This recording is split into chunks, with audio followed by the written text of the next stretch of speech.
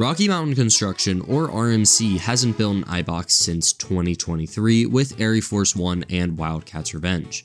So that's almost 3 years without a new Ibox.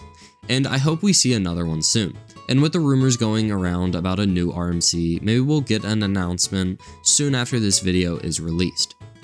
But in that time frame of 2 years, we've gotten 4 Raptors or single rails if you count YOY as 2 different coasters. A model I find incredibly overrated, and just not to the quality from RMC. RMC has a million different conversions they could do, so that's not why they aren't building more Iboxes. The company can also build ground up while being on the cheaper side of this really expensive market. So that's also not why. And they can even build compact Iboxes as seen with Goliath at Six Flags Great America. So why not build more?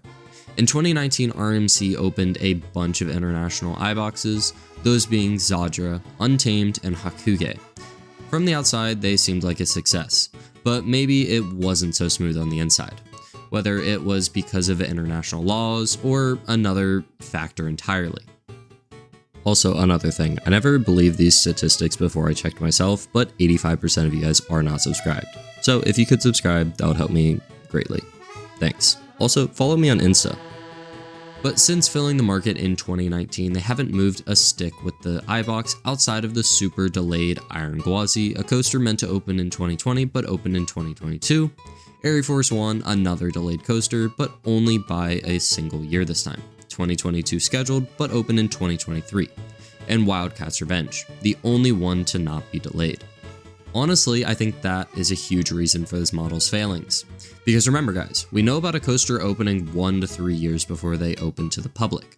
So that means if we get an RMC Iboxed in the spring of 2026, we might not see the coaster till 2027, 2028, or even 2029 with delays. So that would be 4 years without the model, well, 4 years plus without the model since Wildcat's Revenge.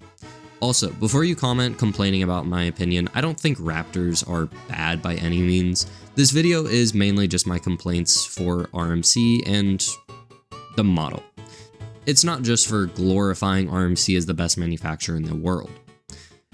The biggest reason the Raptor is such a prime model for amusement parks is because of the small footprint that the coasters can be dropped into. While this isn't the best example, looking at the Jetstar 2 closing at Lagoon, if we 2x the plot of land, they could fit a Raptor clone into the location of this iconic classic coaster that opened in Lagoon, well, at Lagoon back in 1976. The single rail also keeps costs down in the super expensive and rising steel market that most coasters are in. And I must say, from the 2 that I've ridden, these have been my least roller coaster restraints ever. Well, not really, but bottom 5 for sure. No matter what you think about the model, these restraints suck. It makes you do the splits and they're just really not comfortable seats. On the quote-unquote world-class model, some of the best coasters in the world, it has some of the worst restraints, period. Now my biggest pet peeve with the model. These things are rough, they rattle more than modern B&Ms, and no one complains about the RMC rattle, like they do with B&Ms. So it really annoys me. And honestly, as someone who has ridden 2 new B&Ms, I can say it's not that bad.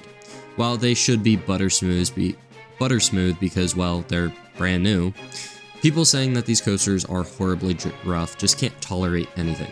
They probably can't even jump on a trampoline, it's so bad. Still though, these things get so rattly so quick, and honestly that annoys me.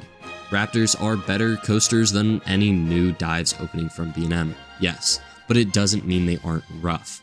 They might not be super bad after opening, but give it literally 12 months and they suck. Also, big parks shouldn't build these. 1 person per row just isn't enough for major Six Flags, SeaWorlds, or another really big chain of any kind. If we built these at smaller parks, maybe when these first opened, they only had 8 riders per train. So imagine they need to do maintenance on a train and then it goes down to a single train running on this. That's 8 riders every 60 seconds on the highest peak of operations. So 480 riders an hour max. And since no one knows how to board this train, I sure didn't when I first read my first one, it's more like 300 to even 200 on the low end. Definitely not a coaster that could go to a park like Kings Island, Cedar Point, Canada's Wonderland, or another park with similar size.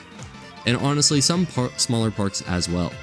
To compare some of the most well-known coasters in the world, like Fury 325, 1470 riders an hour, Smiler 1200 riders an hour, Cannibal 1200 riders per hour, Griffin, a B&M dive, 1400 riders per hour, and the last I'll name, Baron 1898, 1000 riders an hour.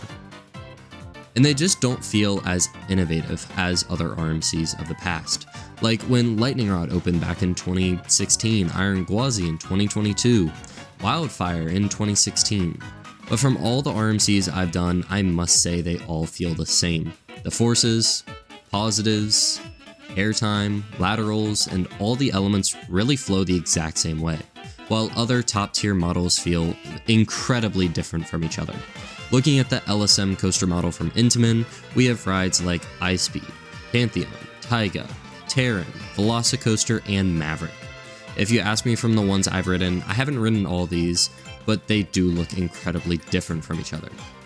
When naming RMCs, I've ridden Steel Vengeance, Twisted Timbers, Twisted Cyclone, ArieForce 1, to Iron Gwazi, and they've all really just felt the same. I can't complain much more about the model because it's not bad. This is more of a complaint about RMC itself. They really need to fix their company's motto going forward. The Raptor has so much more potential than what is being built right now, so I hope a park will give this coaster a change and go big instead of going with the scraps of the model. I think the biggest problem really is the capacity with these rides. Yes, you might look at Wonder Woman at Magic Mountain or Jersey Devil at Six Flags Great Adventure, but those coasters just aren't that good, and they still have horrible capacity. So I'd say that is the biggest flaw with these rides. But if a park needs a cheap coaster that's still high thrilling while keeping it compact, this is the perfect model for them. If you made it this far into the video, all the way till the end, I think you have to subscribe to help me reach 1K. While you're at it, comment and share the video with your friends. Thanks for watching. Peace.